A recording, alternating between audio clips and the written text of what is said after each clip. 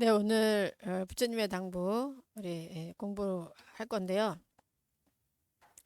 요즘 날씨가 너무 춥죠. 그래서 나오기도 힘들죠.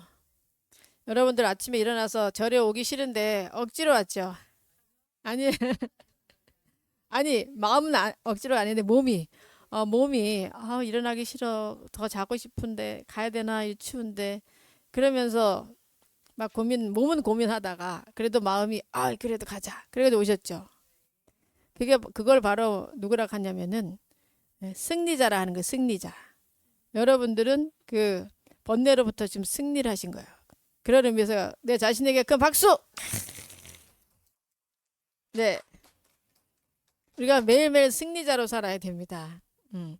하기 싫은 것을 할 때, 당연히 해야 될 것을 할 때, 그때 우리가 그 오온의 번뇌에서 벗어나는 거예요. 네.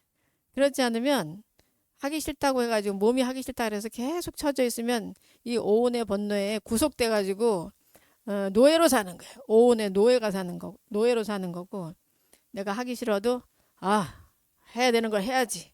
그래서 일어나면은 이게 또 돼요. 그게 아주 신기합니다. 그게 바로 이제 업장을 소멸하는 것이며 번뇌를 벗어나는 길입니다. 그런 의미에서 여러분들은 너무도 훌륭하고 아주 진짜, 어, 제가 할 수밖에 없는 그런 분들입니다. 그래서 오늘 제가, 이렇게 추운 날 법문을 들으러 오는 이런 분들은 정말 대단한 사람들이다. 진정한 승리자다. 이런 어떤 지혜가 제가 떠올랐습니다. 그래서 오늘 꼭 칭찬을 해드려야지 하고선 준비된 칭찬을 지금 해드렸습니다. 제가 이제 상담을 하다 보면은 정말 아까 말씀드린 것처럼 인생을 어떻게 살아야 될지 모르겠습니다. 뭐 의욕도 없고 막 이런 분들이 좀 있으신데 제가 제안을 해요. 자, 그러면 이런 법 배우세요. 삶의 흐름을 만들어야 됩니다. 그러면 대답은 이해하는데 잘 못 와요. 너무 안타까워요. 음. 근데 묘하게도 있잖아요. 내가 못할 것 같아도 하면 돼요. 내가 그거 절에 오다가 죽을 것 같아도 안 죽어요. 내가 힘들어서 절에 가서 죽겠다 이런 마음이 들 정도가 돼도 그래도 절에 가서 죽자 이런 마음으로 와도 안 죽고 몸이 더 좋아져요. 더 쾌차해져요. 왜냐면 내 업을 내가 이긴 거예요. 벗어난 거예요. 예. 그런 노력을 우리가 자꾸 해야 마음의 힘이 생기지. 그 몸이 쉬자는 대로 자 쉬고 놀자는 대로 자 놀고 그러다 보면은 자꾸 몸에 끄달려서 살다 보면은 매일매일 그 고민과 번뇌를 할 수밖에 없습니다. 자, 오늘 우리가 할 부분은 139쪽이에요. 지난 시간까지는 이제 부처님께서 깨달음을 얻으시고 나서 오비구를 찾아가셔서 이제 법문을 이제 하셨어요. 법문을 하셨는데 과연 어떤 법문을 했는지 에 대한 내용이 오늘 우리가 공부할 내용이에요. 너무 궁금하잖아요. 부처님이 처음 깨달음을 얻으시고 다섯 비구를 만난 후에 어떤 법문을 하셨을까? 너무도 궁금한데 그 내용이 바로 이 초전법문경에 나와 있는 내용이에요. 자, 139쪽 다 같이 읽겠습니다. 나는 이와 같이 들었다. 세존께서 바라나시 이십바타나의 녹야원에 계실 때 다섯 비구들에게 다음과 같이 설하셨다. 비구들이여, 집을 버리고 떠난 출가자가 따라서는 안 되는 두 가지의 극단이 있다. 이 두 가지는 무엇인가? 하나는 감각적 쾌락의 축으로 저열하고 천박하며 세속적이고 열등하며 이익이 없다. 다른 하나는 자신을 고행으로 몰아넣는 것으로 고통스럽고 열등하며 이익이 없다. 열애께서는 이 양극단을 피하고 중도를 깨달아 눈이 열리고 알미 생기고 평온 최상의 지혜 깨달음 열반을 얻었다. 비구들이여, 열애가 깨달은 중도란 무엇인가? 그것은 8가지 바른 길로 바른 견해, 바른 의도, 바른 말, 바른 행동, 바른 생계, 바른 노력, 바른 마음 챙김, 바른 선정이다. 이것이 열애가 깨달은 중도이며 그리하여 눈이 열리고 알미 생기고 평온 최상의 지혜 깨달음 열반을 얻었다. 비구들이여 괴로움의 성스러운 진리는 이와 같다. 태어남도 괴로움이요 늙음도 괴로움이며 병듦도 괴로움이고 죽음도 괴로움이다. 싫어하는 것을 가까이 하는 것도 괴로움이고 좋아하는 것을 멀리하는 것도 괴로움이며 원하는 것을 얻지 못하는 것도 괴로움이다. 한마디로 5가지 무더기에 집착하는 것이 괴로움이다. 비구들이여 괴로움의 원인의 성스러운 진리는 이와 같다. 가래 때문에 여기저기서 즐거움을 탐닉하여 기쁨과 욕망으로 인해 다시 태어난다. 감각적 쾌락을 갈망하거나 존재하기를 갈망하거나 존재하지 않기를 갈망한다. 비구들이여 괴로움의 소멸의 성스러운 진리는 이와 같다. 가래가 남김없이 사라지고 소멸되는 것, 가래를 버리고 포기하는 것, 가래로부터 벗어나 집착하지 않는 것이다. 비구들이여 괴로움의 소멸에 이르는 길의 성스러운 진리는 이와 같다. 그것은 8가지 바른 길로 바른 견해 바른 선정이다. 비구들이여 이것이 괴로움의 성스러운 진리이다 라는 이전에 들어보지 못한 법에 대한 눈과 암과 지혜와 통찰과 빛이 나에게 생겼다. 괴로움의 성스러운 진리를 완전히 알아야 한다 라는 이전에 들어보지 못한 법에 대한 눈과 암과 지혜와 통찰과 빛이 나에게 생겼다. 비구들이여 괴로움의 성스러운 진리를 완전히 알았다 라는 이전에 들어보지 못한 법에 대한 눈과 암과 지혜와 통찰과 빛이 나에게 생겼다. 비구들이여 이것이 괴로움의 원인의 성스러운 진리다 라는 이전에 들어보지 못한 법에 대한 눈과 암과 지혜와 통찰과 빛이 나에게 생겼다. 비구들이여 괴로움의 원인의 성스러운 진리는 버려야 한다 라는 이전에 들어보지 못한 법에 대한 눈과 암과 지혜와 통찰과 빛이 나에게 생겼다. 비구들이여 괴로움의 원인의 성스러운 진리를 버렸다 라는 이전에 들어보지 못한 법에 대한 눈과 암과 지혜와 통찰과 빛이 나에게 생겼다.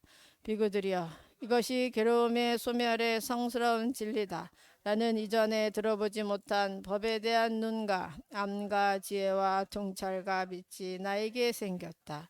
비구들이여 괴로움의 소멸의 성스러운 진리는 깨달아야 한다 라는 이전에 들어보지 못한 법에 대한 눈과 암과 지혜와 통찰과 빛이 나에게 생겼다. 비구들이여 괴로움의 소멸의 성스러운 진리를 깨달았다 라는 이전에 들어보지 못한 법에 대한 눈과 암과 지혜와 통찰과 빛이 나에게 생겼다. 비구들이여 이것이 괴로움의 소멸에 이르는 길의 성스러운 진리다 라는 이전에 들어보지 못한 법에 대한 눈과 암과 지혜와 통찰과 빛이 나에게 생겼다. 비구들이여 괴로움의 소멸에 이르는 길의 성스러운 진리는 닦아야 한다 라는 이전에 들어보지 못한 법에 대한 눈과 암과 지혜와 통찰과 빛이 나에게 생겼다. 괴로움의 소멸에 이르는 길의 성스러운 진리를 닦았다 라는 이전에 들어보지 못한 법에 대한 눈과 암과 지혜와 통찰과 빛이 나에게 생겼다. 비구들이여 4가지 성스러운 진리를 이와 같이 3단계로 모두 12가지 측면에서 정정히 알고 보지 못했다면 나는 천신과 마라와 범천이 사는 천상세계와 수행자와 브라만이 속한 인간 세상의 모든 천신과 인간 가운데 세상의 완전한 깨달음을 얻었다고 선언하지 않았을 것이다. 4가지 성스러운 진리를 이와 같이 3단계로 모두 12가지 측면에서 청정히 알고 보았기 때문에 나는 천신과 마라와 범천이 사는 천상세계와 수행자와 브라만이 속한 인간 세상의 모든 천신과 인간 가운데 세상의 완전한 깨달음을 얻었다고 선언했다. 흔들리지 않는 마음의 해탈을 얻었다. 이것이 나의 마지막 생으로 다시 태어나지 않으리 라는 눈과 알미 나에게 생겼다. 세존께서 이와 같이 설하시자 다섯 비구는 크게 기뻐했다. 설법을 듣는 동안 꼰단냐 존자에게 일어나는 모든 것은 소멸한다는 법에 대한 때없는 청정한 눈이 열렸다. 이와 같이 세존께서 법의 바퀴를 굴리시자 대지의 신들이 큰 소리로 외쳤다. 세존께서 바라나시 이시빠따나의 두갸원에서 위없는 법륜을 굴리셨으니 세상의 어떤 수행자 브라만 천신 마라 범천도 멈출 수 없다. 대지의 신들이 외치는 소리를 듣고 사천왕의 천신들이 외쳤다. 세존께서 바라나시 위없는 법륜을 굴리셨으니 세상에 어떤 멈출 수 없다. 사천왕의 신들이 외치는 소리를 듣고 도리천의 신들이, 야마천의 신들이, 도술천의 신들이, 타와자재천의 신들이, 범신천의 신들이 큰 소리로 외쳤다. 세존께서 바라나시 이시빠따나의 녹야원에서 위없는 법륜을 굴리셨으니 세상에 어떤 수행자 브라만 천신 마라 범천도 멈출 수 없다. 바로 그때 그 순간 그 짧은 시간에 징손하는 소리가 범천의 세계까지 퍼지고 10만 세계가 흔들리고 요동치며 떨렸다. 천신들의 위엄을 능가하는 측량할 수 없는 큰 광채가 세상에 나타났다. 그러자 세존께서 환희로와 읊조리셨다. 꼰다냐가 정말로 알았구나. 꼰다냐가 정말로 알았구나. 이렇게 꼰다냐 존자는 안냐 꼰다냐, 즉 법을 아는 꼰다냐라는 이름을 얻게 되었다. 자, 오늘은 추전법륜경에 대해서 살펴보도록 하겠습니다. 자, 139쪽에 자, 집을 떠난 출가자가 따라서는 안 되는 두 가지 극단이 있다. 첫째는 감각적 쾌락의 추구입니다. 자, 감각적 쾌락을 우리가 많이 쫓아가고 있죠. 특히 요즘 사회가 걱정입니다. 감각적 쾌락을 접할 수 있는 그런 기회가 너무 많죠. 특히 뭐 우리 핸드폰, 특히 유튜브나 이런 채널에서 보면은 내가 감각적 쾌락적인 것을 한 번 딱 보잖아. 그러면 계속 따라서 감각적 쾌락이 계속 나오죠. 그래서 이게 여러분들이 참 웬만한 수행력 없이는 통제하기 어렵습니다. 네, 그걸 알아차리고 있어야 돼요, 여러분들이. 이 세상에 지금 어떻게 돌아가고 있는지. 감각적 쾌락이 옛날에는 저 멀리 있었죠. 뭐 멀리 친구들이랑 같이 우리 어디 가자 뭐 이렇게 해가지고선 갔지만 요즘은 눈앞에요, 코앞에 이렇게 코앞에 딱 있기 때문에 그냥 내가 그 순간 얼마나 걸려요? 그 클릭하는데 0.5초? 0.5초밖에 안 걸려요. 그 쾌락을 즐기는데. 그래서 정신을 차리지 않으면 나도 모르게 그 감각적 쾌락이 그냥 물들어서 통제가 안 돼요. 통제가. 특히 저는 어린이들, 청소년들 굉장히 걱정이죠. 어른들은 내가 그래도 감각적 쾌락에 빠져 있다가도 나 이러면 안 된다. 이런 알아차림이 있고 판단력이 있지만 애들은 그게 뭐가 뭔지 모르고 그냥 빠져서 그냥 흘러가잖아요. 그러다 보면은 뭐 게임 같은 경우도 하루 종일 며칠씩 하는 아이도 있고 그거 못하게 하면은 짜증나잖아. 그죠? 나 게임 너무 즐겁게 하고 있는데 부모가 못하게 하면 얼마나 짜증나고 화가 납니까? 그러면서 이 조화가 깨지죠. 부모와 자식 간에. 그래서 이 감각적 쾌락에 대한 알아차림을 우리가 특히 현대사회에서는 정확하게 하고 있어야 돼요. 나의 감각적 쾌락은 지금 무엇인가? 여러분들이 보면은 잘 클릭하는 것이 있을 거예요.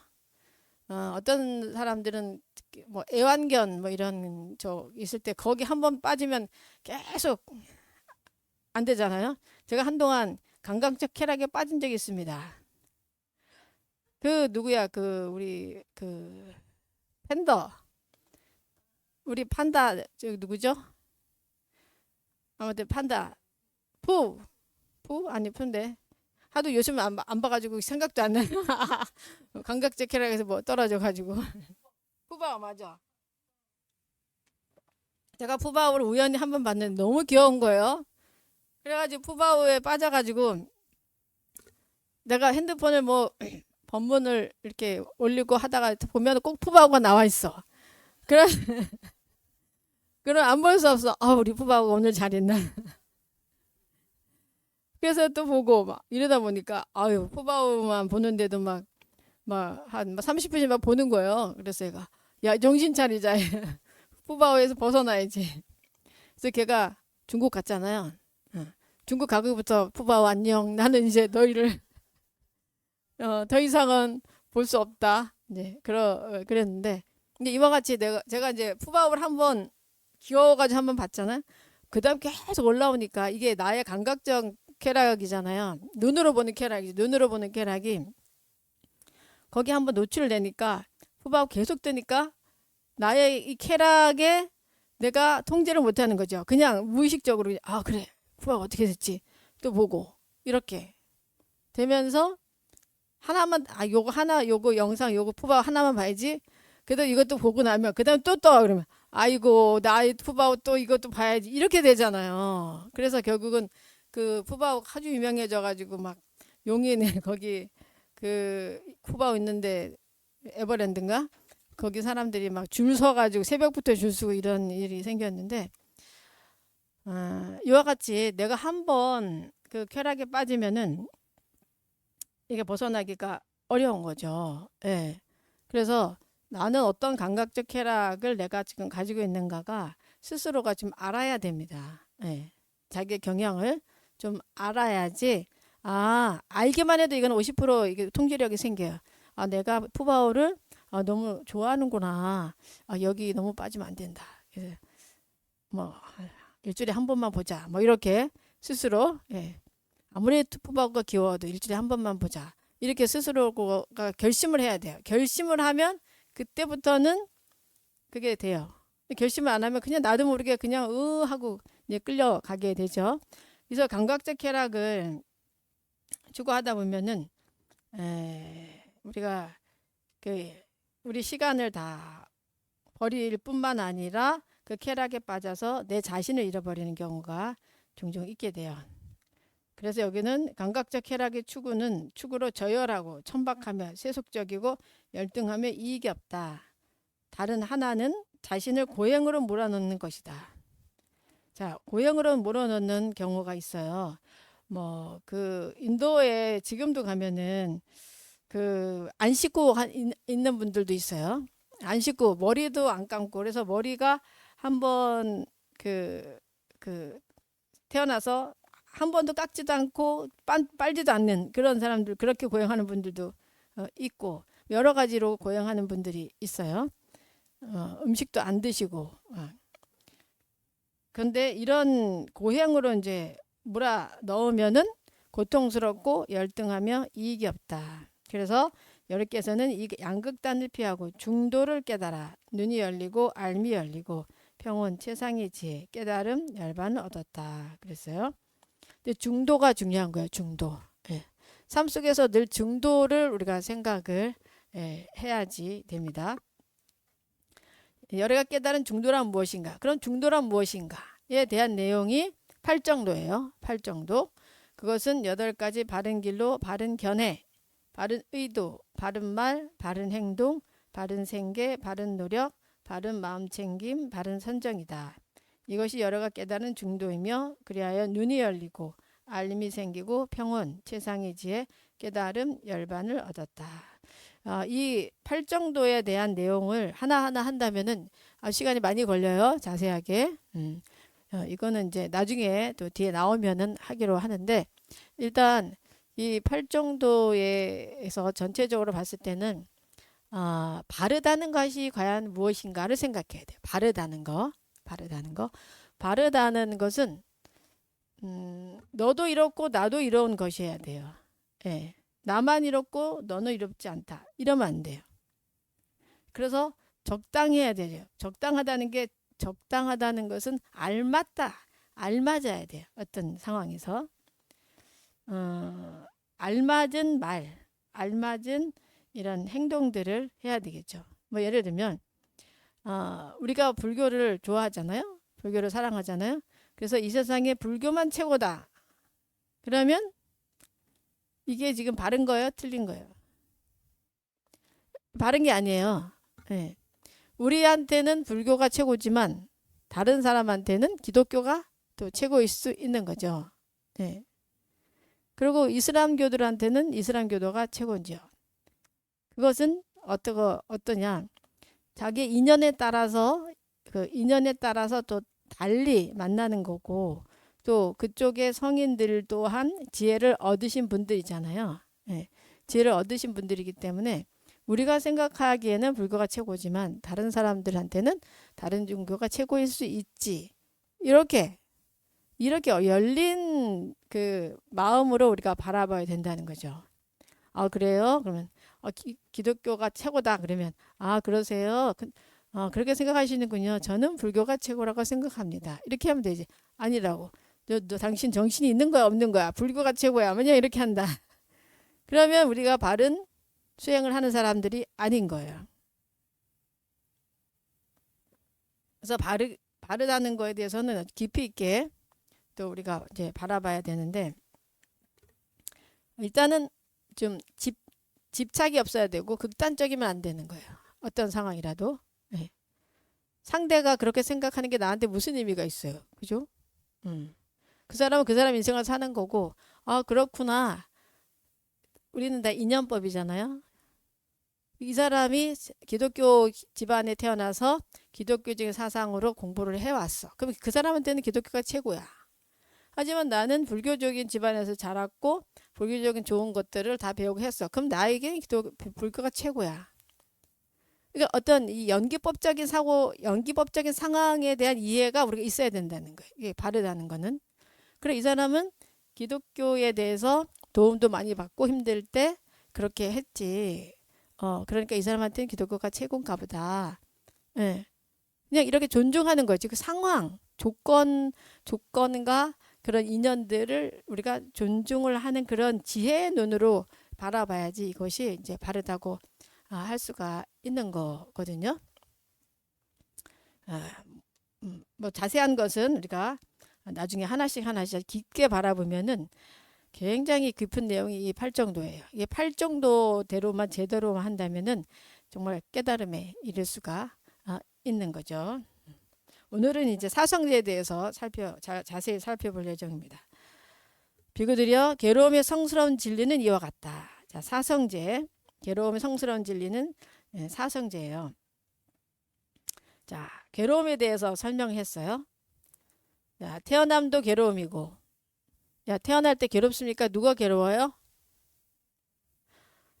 어머니도 괴롭고, 애기도 얼마나 괴롭습니까? 애기가 말을 못해서 그렇지.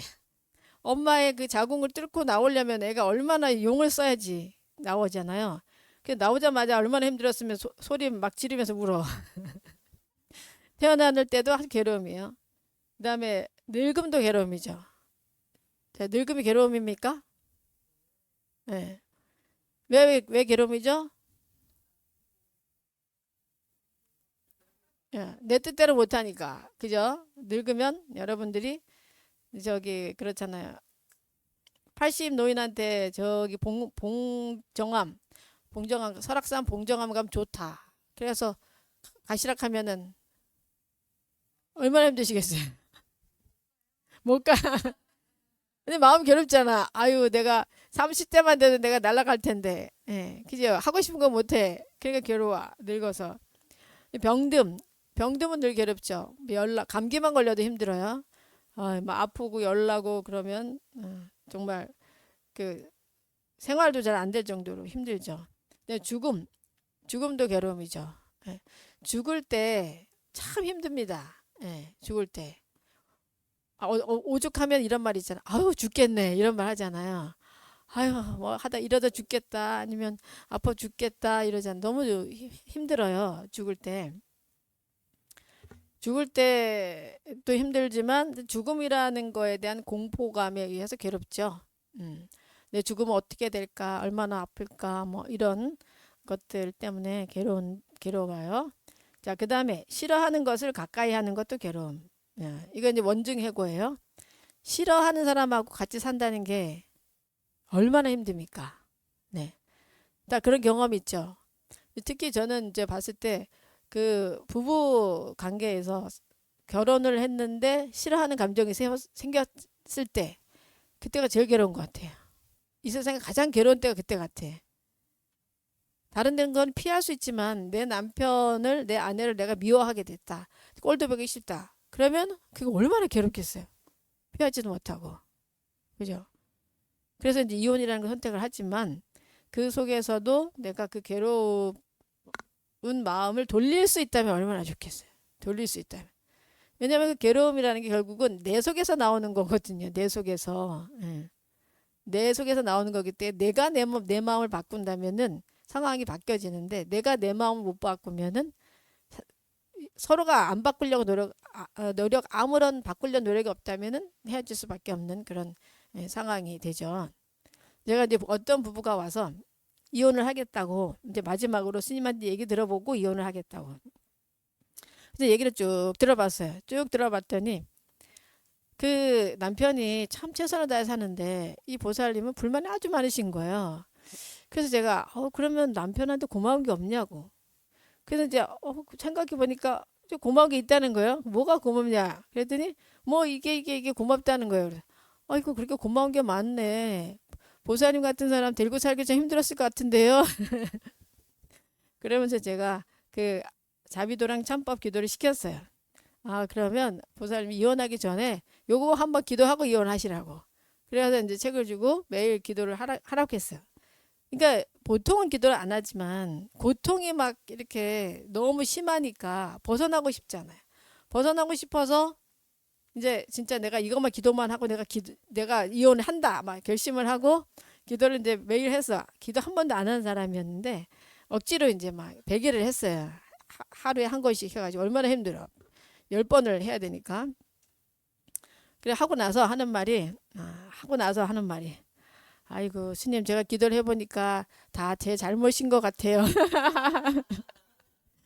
이혼 안 할 거예요. 그래서 그 다음부터 남편한테 아주 잘했어요. 남편은 잘하니까 남편이 어이구 우리 부인이 도대체 이렇게 악처였는데 어쩌다 이렇게 바뀌었냐 그래가지고 너무 궁금해가지고 절에로 오신 거야. 도대체 뭐가 이 부인을 이렇게 바뀌게 했냐고. 그런 경험이 있는데 그렇게 정말 남편이 너무 밉단 말이에요. 그런 남편을 보는 또 그 아내를 본 남편도 얼마나 힘들겠어요. 그죠? 그같이 그 싫어하는 사람하고 같이 산다는 거. 자, 앉으셔요. 빨리 이정은 씨 어딜 도망가. 여기 빨리 앉으셔요. 그게 원증이고 싫어하는 사람을 계속 만나는 거가 참 괴로움입니다. 그 다음에 또 좋아하는 것을 멀리하는 것도 괴로움이죠. 이건 또 애별리고 뭐 이 경우는 여러분들이 사랑하는 사람을 떠나보낸 경우 얼마나 괴롭습니까? 특히 뭐 가족 관계에서 부모가 떠난다거나 아버지가 돌아가신다거나 이런 것도 참 힘들고 사랑하는 애인이 다른 사람을 만나게 돼서 떠났다. 이럴 때는 정말 힘들죠. 정말 괴로움이죠. 자, 이렇게 좋아하는 것을 멀리 떠나보내는 거. 또 괴로움이에요. 저는 근래에 어떤 스님이 통화를 하다가 향로가 하나 필요하다는 거예요. 향로가. 근데 그 스님이 향로가 필요하다고 하는데 갑자기 제가 가지고 있는 멋진 향로가 생각나는 거죠. 그래서 제가 스님 거기에 맞는 향로가 저한테 있습니다. 그랬더니 그래서 제가 드릴까요? 그러면서 제가 사진을 보내드렸어. 그랬더니 그 스님이 너무 좋다는 거야. 달라는 거야. 그래서 이제 그걸 드리려고 막 정리를 하는데 뒤에 보니까 완전히 골동품인 거예요. 그 중국의 그 중국 옛날에 그 뭐야 강희제 왕 때 만들었다 이렇게 써 있는 거예요. 거기에 얼마나 이게 대단한 그 향료입니까? 얼마인지도 모르고 골동품이고 너무 멋지고 갑자기 드리지 말까? 드리지 말까? 이게 귀한 거를 막 망설여지는 거예요.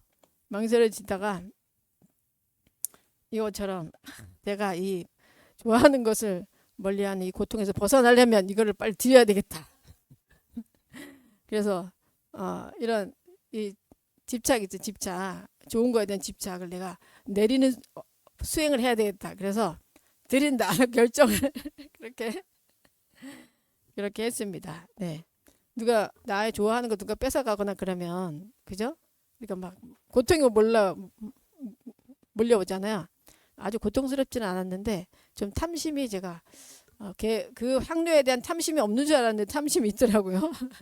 그래도 그 스님을 드려야지 그렇게 하면서 이런 삶 속에서 이런 수행을 자꾸 해야지 우리가 벗어나지. 예? 수행을 안 하면은 말만 듣고 안 하면은 맨날 그 자리예요. 자, 그 다음에 5가지 무더기에 집착하는 것. 자, 이것은 오온에 대한 집착이에요. 오온. 오온이 색수상 행식이죠. 예, 색수상 행식에 대한 집착. 색수상. 색은 뭐예요? 물질에 대한 집착, 내 몸에 대한 집착. 수, 느낌에 대한 집착. 그 다음에 상, 생각에 대한 집착. 그 다음에 나의 욕구에 대한 집착. 그 다음 나의 의식에 대한 집착. 이 집착 때문에 모든 고통이 시작이 되죠. 이와 같이 8가지 괴로움을 우리는 가지고 있습니다. 비구들이여 괴로움의 원인의 성스러운 진리는 이와 같다. 자, 우리가 괴로움을 지금 8가지로 봤어요. 그렇다면 이 괴로움의 원인은 뭔가? 예. 가래 때문에 여러 가지 즐거움을 탐닉하여 기쁨과 욕망으로 인해서 다시 태어난다. 그랬어요. 자, 가래. 예, 집착이죠. 감각적 쾌락을 갈망하거나 존재하기를 갈망하거나 존재하지 않기를 갈망한다. 우리는 누구나 다 갈망이 있죠. 여러분들 자 생각해 보세요. 각각이 갈망이 있어. 나 이렇게 되면 좋겠다. 이거 하고 싶다. 이런 거. 그래서 이런 가래 때문에 즉 집착 때문에 괴로움이 생기는 거죠. 이 앞에 모든 고통이 보면은 늙음에 대한 괴로움이었을 때 우리가 젊음에 대한 가래죠. 늙는 게 싫잖아. 내가 좀 더 젊었어야 되는데 이런 내 삶에 내 몸에 대한 어떤 그 집착 때문에 괴로운 거야.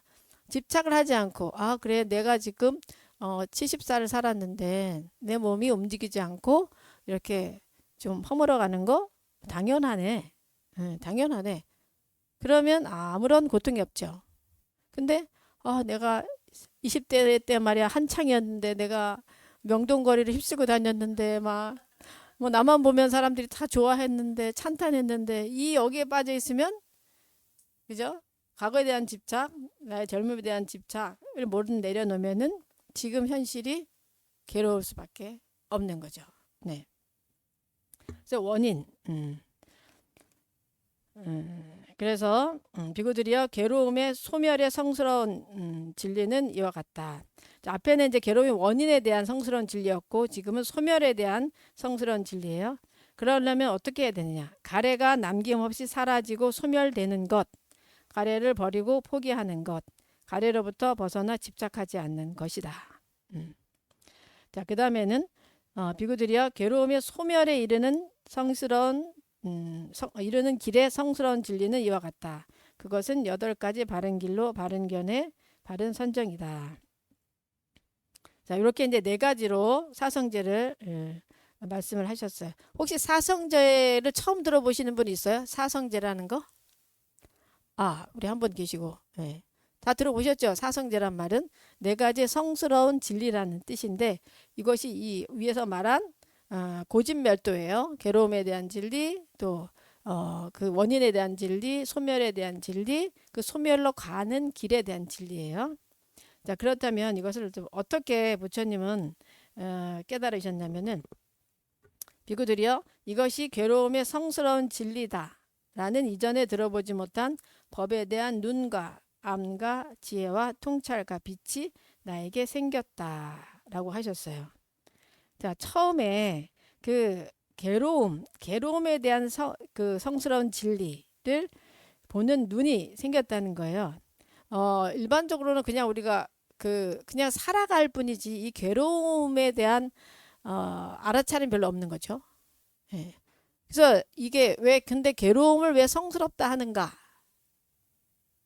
좀 의문이 생기지 않으세요? 왜 괴로운데 왜 성스럽다 하지? 이런 의문이 들잖아요. 이것은 이 괴로움을 명확하게 파악하는 것은 수다원가 그 성인의 경지에 올라왔을 때만 그 괴로움에 대해서 명확하게 파악을 할 수 있기 때문에 이것을 성스러운 진리라고 하는 거예요. 우리는 그냥 그래서 괴롭구나라고 그냥 피상적으로 조금 느끼지만 이 수행을 한 그 특히 오온이 개공한 그런 진리를 체득한 단계가 수다원가거든요. 수행에서 수다원가에서 비로소 이 성스러운 진리, 그러니까 괴로움에 대해서 정확하게 알 수 있는 그런 지혜가 생긴다. 그래서 이 괴로움에 대한 성스러운 진리인 거예요. 자, 그래서 처음에 이제 통찰력이 생겼어요. 그 다음에 지금 비구들이요, 괴로움의 성스러운 진리를 완전히 알아야 한다. 라는 이전에 들어보지 못한 법에 대한 눈과 암과 지혜와 통찰과 빛이 나에게 생겼다. 그래서요. 자, 알아야 하는 거예요. 괴로움의 성스러운 진리를 완전히 알아야 되는 거예요. 여러분 이런 통찰을 가지고 있습니까? 없죠? 그냥 괴로운 거지 뭐 이 정도지. 야, 이게 완전히 알아야 되겠다. 이런 어떤 의지와 통찰이 없잖아요. 있어야 됩니다. 앞으로. 그래야지 우리도 함께 부처님처럼 될 수가 있어요. 자, 그 다음에 비구들이요, 괴로움의 성스러운 진리를 완전히 알았다라는 이전에 들어보지 못한 법에 대한 눈과 암과 지혜와 통찰과 빛이 나에게 생겼다. 그랬어요. 그러니까 부처님께서 이 3단계로 지금 말씀하신 거예요. 처음에 법에 대한 눈과 암과 지혜와 통찰의 빛이 생겼어. 생기자 야, 이것을 완전히 알아야 하겠다. 완전히 알아야 한다라는 이런 통찰력이 다시 또 생긴 거예요. 그 다음에 이렇게 통찰을 하다 보니까 어떻게 됐느냐. 괴로움의 성스러운 진리를 완전히 알았다. 아, 정말 내가 알았구나. 라는 이전에 들어보지 못한 법에 대한 눈과 암과 지혜와 통찰과 빛이 생겼다는 거예요. 네. 이 단계별로 이게 돼야 되는 거죠. 스스로가 나는 괴로움에 대한 그 성스러운 진리 완전히 알았다라고 할 수 있을 정도면 철저히 알았을 때만 그렇게 말할 수 있지, 철저히 알지 못할 때는 말할 수가 없죠. 그래서 그 다음에는 비구들이야, 이것이 괴로움의 원인의 성스러운 진리다 라는 이전에 들어보지 못한 법에 대한 눈과 암과 지혜와 통찰과 빛이 나에게 생겼다. 자, 똑같아요. 원인에 대해서도 이런 지혜와 통찰이 생겼어요. 그 다음에 비구들이요, 괴로움의 원인의 성스러운 진리는 버려야 한다 라는 이전에 들어보지 못한 법에 대한 눈과 암과 지혜와 통찰과 빛이 생겼다. 그러니까 그 원인을 버려야 한다라는 것에 대한 확실한 지혜와 통찰이 생겼어요. 그러고 수행을 하셔서 어떻게 됐냐. 비구들이요, 괴로움의 원인의 성스러운 진리를 버렸다. 결국은 그 괴로움의 원인을 완전히 버리게 된 거죠. 그래서 이전에 들어보지 못한 법에 대한 눈과 암과 지혜와 통찰과 빛이 나에게 생겼다. 자, 그 다음에는 비구들이야, 이것이 괴로움의 소멸의 성스러운 진리다라는 이전에 들어보지 못한 법에 대한 눈과 암과 지혜와 통찰과 빛이 나에게 생겼다. 그러니까 소멸에 대한 지혜와 통찰이 생겼어요. 그 다음에는 괴로움의 소멸의 성스러운 진리는 깨달아야 한다. 자, 어떻게 소멸을 해야 하는가에 대해서 이전에 들어보지 못한 법에 대한 눈과 암과 지혜와 통찰과 빛이 나에게 생겼다. 그런 다음에 괴로움의 소멸의 성스러운 진리를 깨달았다 라는 이전에 들어보지 못한 법에 대한 눈과 암과 지혜와 통찰과 빛이 나에게 생겼다. 그 다음에 이제 결국은 원인을 완전히 처음 단계에서는 괴로움을 느꼈고 괴로움에 대해 정확히 파악을 했고, 그 다음에는 그 괴로움의 원인에 대해서 알아차렸고, 그리고 이 원인을 버려야 한다는 것을 철저히 알았고, 그 다음에 성스러운 진리를 버렸다라는 그런 이제 통찰과 지혜가 생겼고, 그 다음에는 괴로움의 그러니까 소멸에 대한 진리에 대한 통찰과 그 지혜가 생긴 거고, 그래서 이 소멸에 대한 성스러운 진리를 깨달아야 된다 있다라는 것을 또 알게 됐고, 그 다음에 소멸의 성스러운 진리를 또 깨달았다. 깨달은 것까지 한 그런 지혜와 통찰이 생긴 거예요. 자, 그 다음에 이제 마지막으로 이것이 괴로움의 소멸에 이르는 길에 성스러운 진리다라는 이런 눈의 그 법에 대한 눈과 암과 지혜와 통찰이 생겼고, 그 다음에는 괴로움의 소멸에 이르는 성스러운 진리는 닦아야 한다. 닦지 않으면 안 되는 거예요.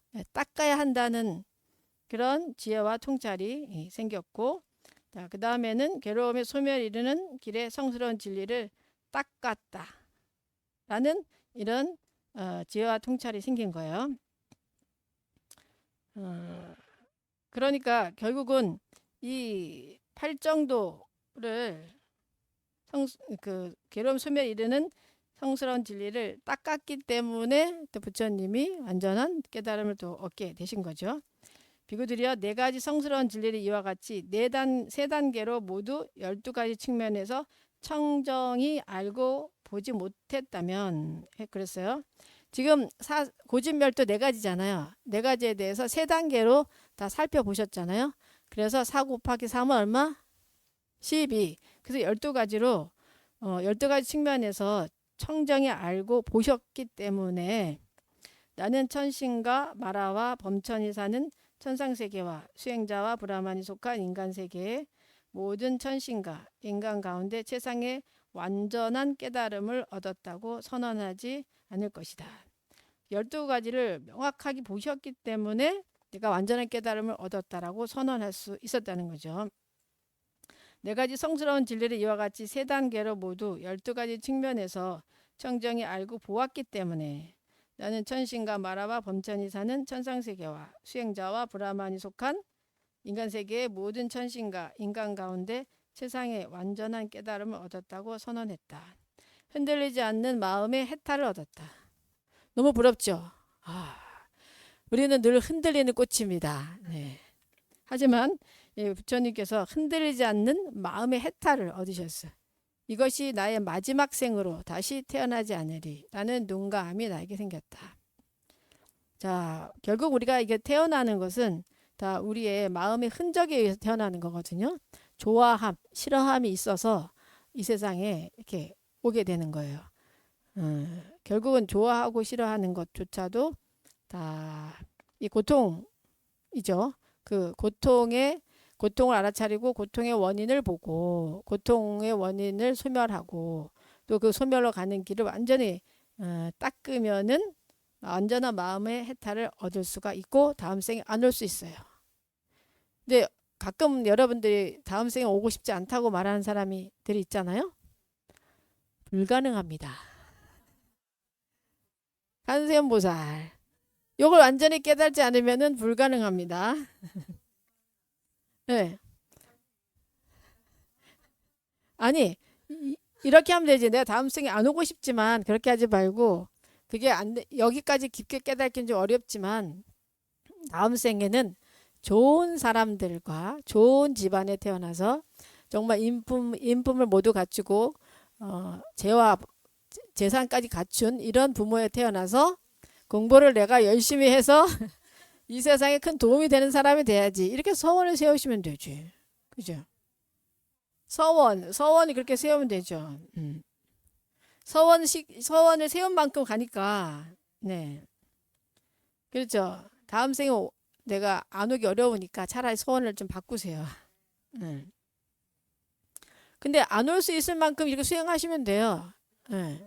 안 올 수 있을 만큼 사성제를 12가지 측면으로 완전히 파악을 해서 깨달음을 얻으시면은 안 올 수 있죠. 그러니까 지금 얼마 안 남았어요. 얼마 안 남았으니까 열심히 이제 수행하셔서 그렇게 하시면 됩니다. 세尊께서 이와 같이 설하시자 5비구는 크게 기뻐했다. 얼마나 기쁘겠어요. 나 이게 다 깨달았다 하면 내가 이와 같이 살펴본 다음에 내가 다 깨달았다 하면 그 주변에 그 듣는 스님들이 얼마나 행복했을까. 기뻐했어요. 설법을 듣는 동안 꼰다냐 존자에게 일어나는 모든 것은 소멸한다는 법에 대한 때없는 청정한 눈이 열렸다. 그랬어요. 자, 이제 아라한가를 얻게 되는 거죠. 청정한 눈을 얻었다는 것은 아라한가를 얻게 된 거야. 이와 같이 세존께서 법의 바퀴를 굴리시자 대지의 신들이 큰 소리로 외쳤다. 세존께서 바라나시 이시바타나의 녹야원에서 위없는 법륜을 굴리셨으니 세상에 어떤 수행자, 브라만, 천신, 마라, 범천도 멈출 수 없다. 자, 법륜을 굴리기 시작하셨어요. 이것을 누구도 멈출 수 없다는 거예요. 대지의 신들이 외치는 소리를 듣고 그 다음에 사천왕의 천신들이 똑같이 외쳤어요. 자, 사천왕들은 어디에 살고 있죠? 사천왕 천의 천신들은 어디에 살고 있어요? 욕계 천상세계의 첫 번째 하늘이 사천왕천이잖아요. 우리가 육도윤회를 하는데 육도윤회 어떻게 해요? 지옥, 악이, 축생, 인간, 수라, 천상이야. 여기서 마지막에 천상세계가 6개 하늘로 구성되어 있잖아요. 6개 하늘로 구성되어 있는데 그 첫 번째 하늘이 사왕천이잖아요. 사왕천. 첫 번째 하늘에서 이와 같이 외쳤어. 자, 그 다음에 이 소리를 듣고 그 다음에 두 번째 하늘인 도리천. 도리천의 신들이 그와 같이 또 외치고 그 다음에 세 번째 하늘인 야마천의 신들이 그와 같이 외쳤고 그 다음에 네 번째 도솔천. 도솔천의 신들이 그와 같이 외쳤고 그 다음에 다섯 번째 화락천. 화락천에 있는 신들이 그와 같이 외쳤고 그 다음에 여섯 번째는 타와자재천이에요. 타와자재천의 신들이 그와 같이 외쳤어요. 그 다음에는 범신천의 신들. 이 범신천은 어딜까요? 범신천은 욕계 다음에 세 개가 있죠. 세 개의 첫 번째 하늘에 있는 분들이에요. 범신천의 신들이 큰 소리로 외쳤다. 세존께서 바라나시 이시바타나의 녹야원에서 위없는 법륜을 굴리셨으니 세상에 어떤 수행자, 브라만, 천신, 마라, 범천도 멈출 수 없다. 바로 그때 그 순간 그 짧은 시간에 칭송하는 소리가 범천의 세계까지 퍼지고 그 6개뿐만 아니라 범천의 세계 3개까지 퍼졌어요. 신만 세계가 흔들리고 요동치며 떨렸다. 천신들의 위엄을 능가하는 측량할 수 없는 큰 광채가 세상에 나타났다라고 했어요. 자, 여기서 우리가 볼 수 있는 게 세존께서 이와 같이 나는 이제 완전한 깨달음을 얻었다. 내가 눈과 알미 생겼다라고 하자 이제 이와 같이 찬탄하는 소리가 들리잖아요. 그래서 여러분들이 착한 일을 할 때, 여러분들이 착한 마음을 세울 때 이와 같이 이 대지의 신들이 찬탄을 합니다. 안 할까요? 하죠. 사천왕천에서도 찬탄을 하고 도리천에서 찬탄을 하는 이런 사람이 우리가 돼야 돼요. 그래서 우리가 한 생각을 참 잘해야 되는데 내가 한 생각을 어떻게 하느냐에 따라서 우리는 내가 뭐 이렇게 한다고 뭐가 달라지나 이렇게 생각할 수 있지만 이 세상 이 존재들은 이 인간뿐만 아니라 이렇게 사천왕천에 계시는 분들도 있고 도리천 그 다음에 야마천, 도솔천, 화락천, 타와자재천에 계시는 이런 천신들이 다 있어요. 근데 이게 내가 마음을 어떻게 쓰느냐에 따라서 어떻게 행동하느냐에 따라서 이게 온 우주에 다 퍼져요. 사라지지가 않아요. 네. 그래서 이런 말이 있잖아요. 하늘을 감동시키려면 사람들을 감동시켜라. 그런 말도 있잖아요. 네. 내가 얼마나 열심히 하면은 열심히 내가 뭔가를 열심히 하고 뭔가를 이루고 싶어 한다. 그러면 천신들이 감동을 하면은 착 들어준단 말이에요. 할 수 있게. 그런 천신을 감동시키려면 사람을 먼저 감동시켜야 되는 거예요. 사람을. 그러면 사람을 감동시키려면 내가 열심히 해야지 감동을 시키지. 예를 들어서 어떤 어려움이 있다. 그러면 집안에 어떤 어려움이 있다. 스님 저 어려움이 있습니다. 저 좀 해결해 주세요. 그러면 스님이 마음으로 기도는 하겠지만 마음이 잘 나진 않죠. 그 사람이 절에 와서 매일 와서 기도를 하고 108배를 하고 천수경을 읽고 아니면 부처님의 당부를 맨날 읽으면서 간절히 부처님과 함께 기도하는 모습을 보면 스님이 마음이 더 커지죠. 아이고 그래, 아이고 저렇게 열심히 했는데 나도 같이 해줘야지. 그래서 더 마음을 내고 이렇게 하지. 부처님 전에 와서 부처님 전에 절 한 번 하고 나서 부처님 저 이런 고민 있으니까 해결해 주세요. 끝. 해결해 줄 수가 없죠. 예. 어떤 일이 나에게 생긴다는 것은 그게 다 나의 업이기 때문에, 업에 의해서 생긴 거기 때문에 그 업장을 소멸하려면 대가를 치러야 돼요. 대가를. 응. 그 대가는 어떻게 치르냐? 여러 가지로 이제 치를 수가 있죠. 뭐 돈이 많은 분들은, 돈이 넉넉한 분들은 그 돈을 가지고 좋은 데다 이렇게 기부하시는 거예요. 뭐 어려운 고아원이라던가 아니면 뭐 스님들 공부하시는 스님들, 어렵게 공부하는 스님들한테 보시를 한다거나 뭐 인연 따라서 좋은 곳에 정말 내가 도움이 정말 필요한 곳에 보시를 탁 하면은 그만큼의 또 업이 소멸되고, 내가 돈이 없다 그러면 수행으로 해야 돼. 수행. 와가지고 부처님들은 자꾸 기도를 하는 거죠. 예.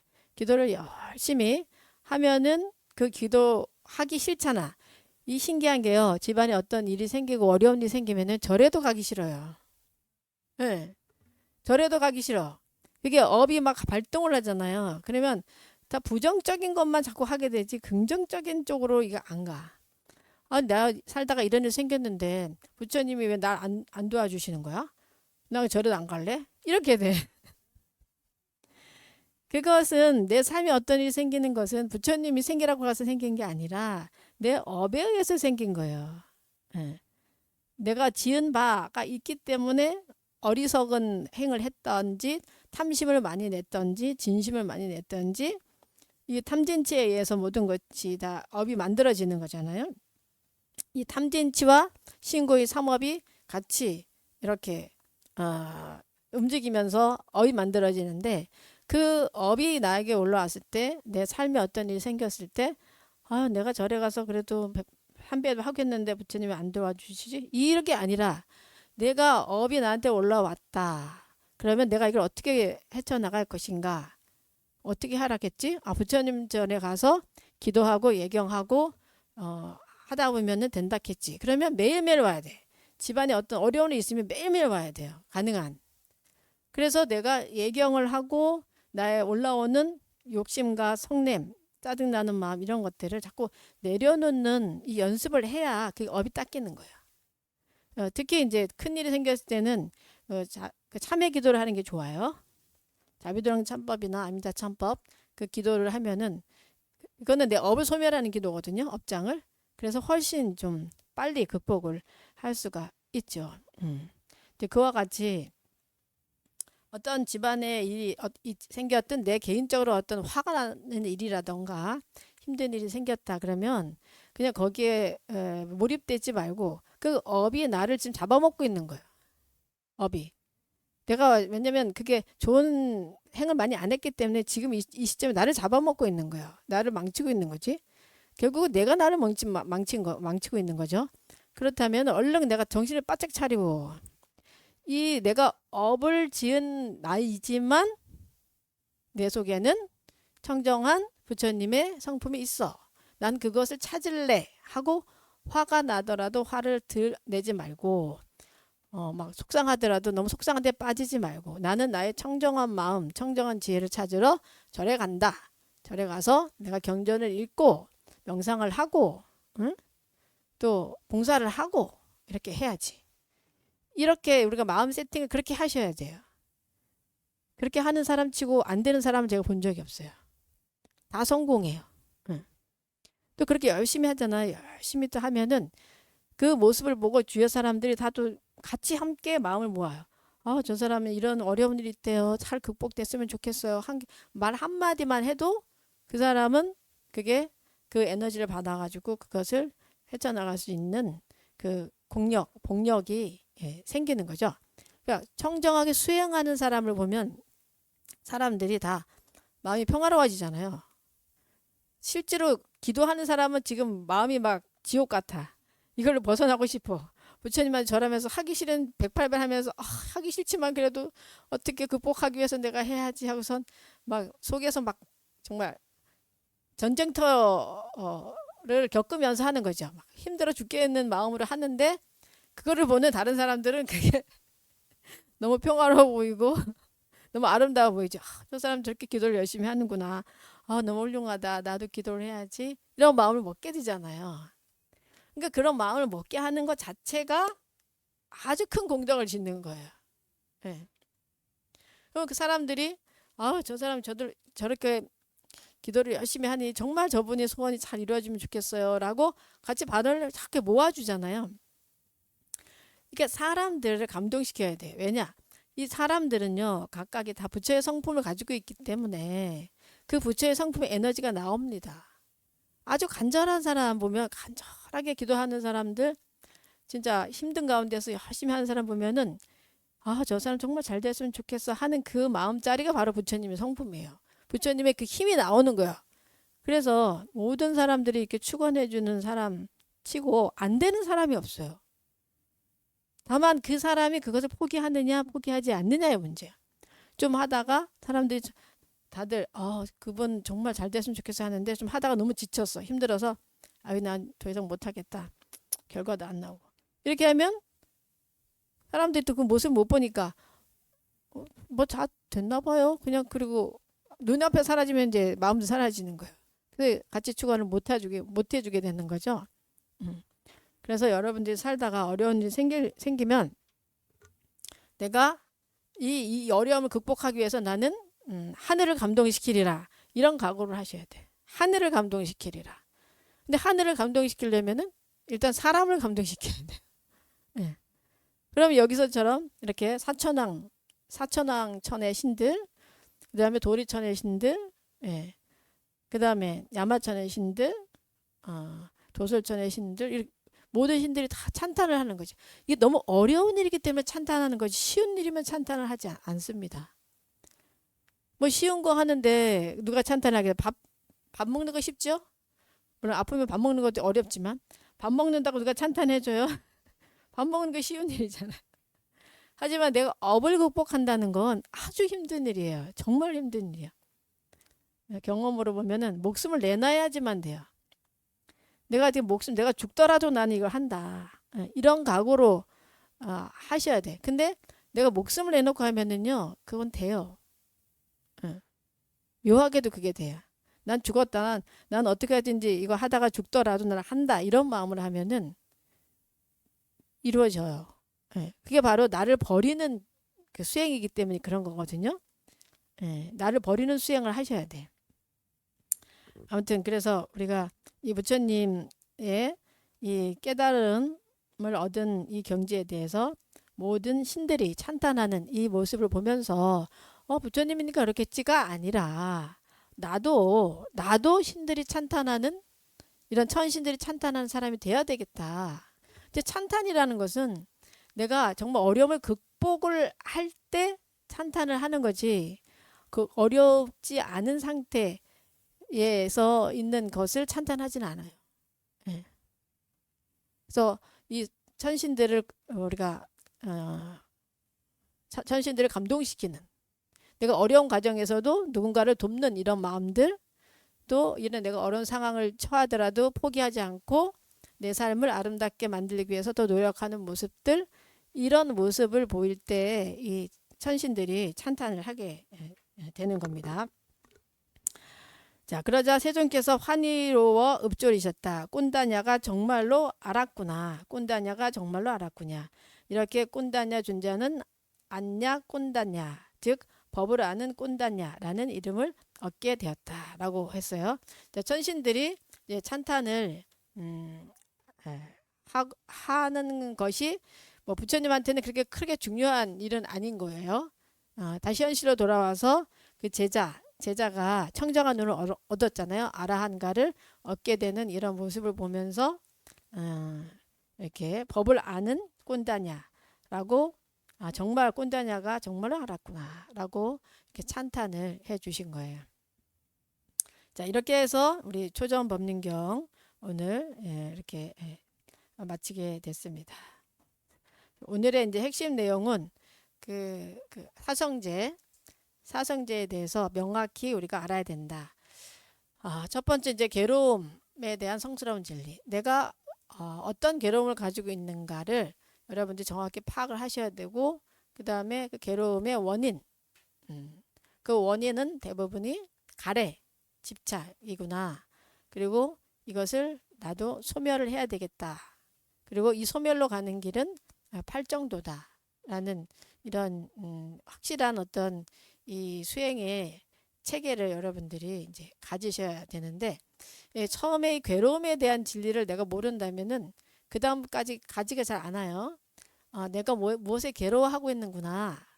나의 괴로움에 대한 알아차림이 여러분들이 먼저 있어야 돼요.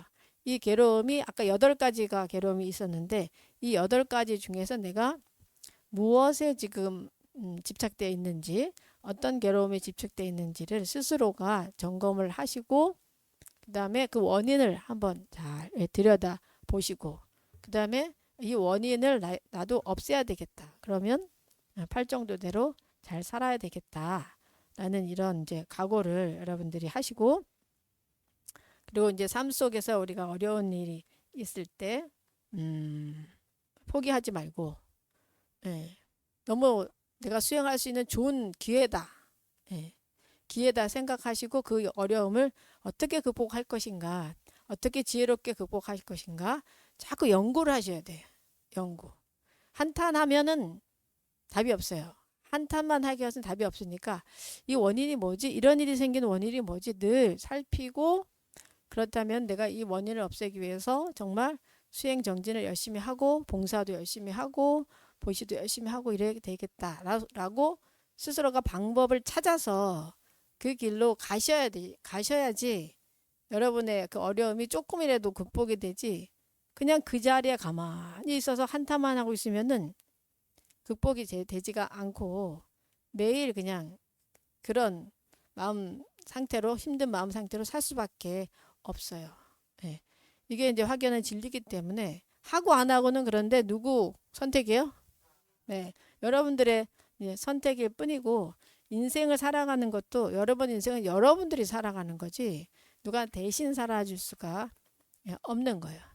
근데 부처님도 길만 가르쳐 주시는 거지 여러분들 인생을 부처님이 대신 살아줄 수가 없어요. 다만 여러분들이 인생을 조금이라도 열심히 살려고 노력하고 업을 극복하려고 노력하고 좀 더 착한 사람이 되려고 노력을 하고 좋은 일을 하려고 노력을 할 때, 이런 사왕천의 신들, 그 도리천의 신들 등 욕계와 색계에 있는 신들이 찬탄을 하면서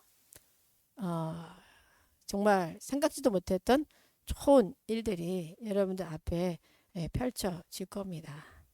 자, 오늘 그 부처님의 당부 공부는 여기까지 하겠습니다. 모두 행복하십시오.